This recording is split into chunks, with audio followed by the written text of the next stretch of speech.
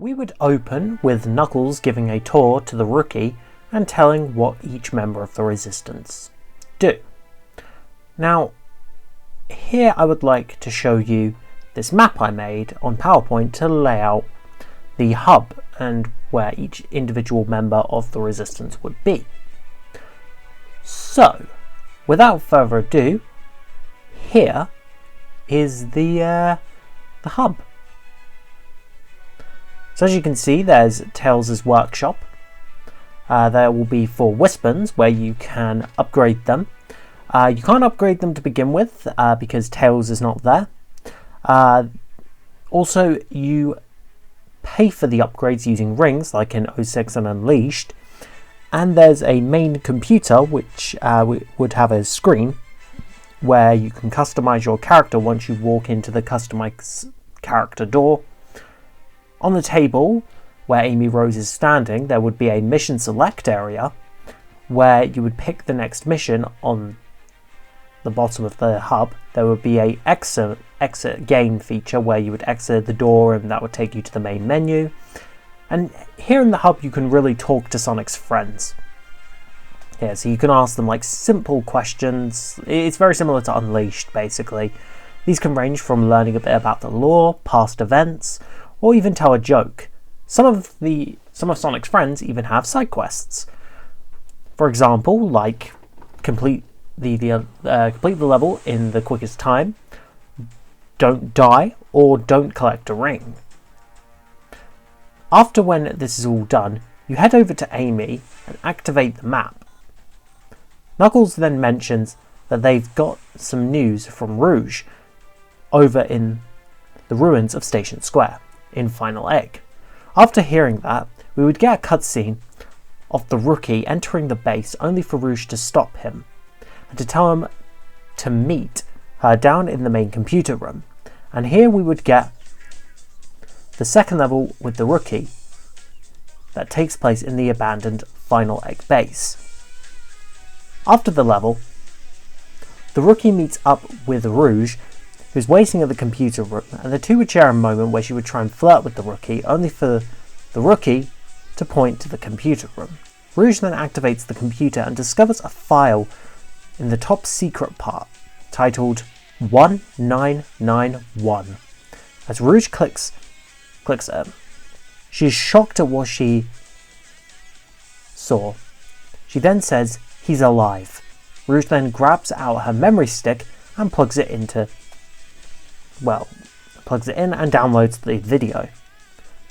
We then cut to Tails, who is hiding from a giant Death Egg robot that is destroying the town, basically. It's causing chaos in the towns. And here we would get our first level with Tails. Now, I just want to pause the video and mention that the 3 playable characters, one of them obviously will not be Classic Sonic, because he has no point of being in this story. But I bet you're all asking, hey Knuckles, who's the 3rd playable character? And if not Classic, then who? Who helps Tails out? Well, all will be explained. After Tails' level, we would get a cutscene showing the Resistance members watching the footage of Sonic being tortured by Zavok, mostly being electrocuted. Sonic has a cut over his eye and looks beaten up. The group are speechless until Amy says that they should rescue him, only for Silver to bring up what if Eggman did all this so that he could capture them as well in one scoop. Knuckles mentions that the Death Egg is now a prison and that Zavok is the warden on board, so getting past him and the Badniks will be tricky. SPO then starts to side with Silver, saying that the idea is too risky, and that this then leads to an argument with the group, only for the rookie to spot the date on the recording, June 23rd,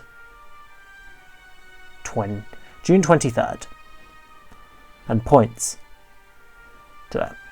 The group realizes that was today, meaning Sonic is alive. Knuckles tells everyone that they need to get Sonic back, as having him around will help out. Amy and Knuckles come up with a plan which involves stealing a prison shuttle from Sentinel Bay, Eggman's shipyard, basically. While the rest of the team stays behind, Team Chaotixs volunteers to go ahead with the plan, along with the rookie. Silver decides to come along as he knows the masked figure, aka Infinite, will be there. And here we would get the rookie's second level, which would be a bit longer with many different twists and turns. Throughout the level, however, there will be a moment where Infinite sees you, and he's about to hit you, only for Silver to come in and save the rookie, and direct Infinite away and towards Mystic Jungle. Espio asks Silver where's he going, and Silver responds telling him that there's a change of plan, that he will lure the Masked One away. Team Chaotixs and the rookie head towards the shuttle and start the engines and fly towards the Death Egg. Elsewhere, Tails is looking around the city until he discovers Omega out in the open.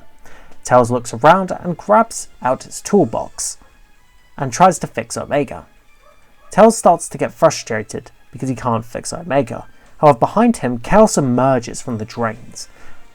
And Tails turns around and starts to panic. Tails then gets a flashback of the times that Sonic has saved him.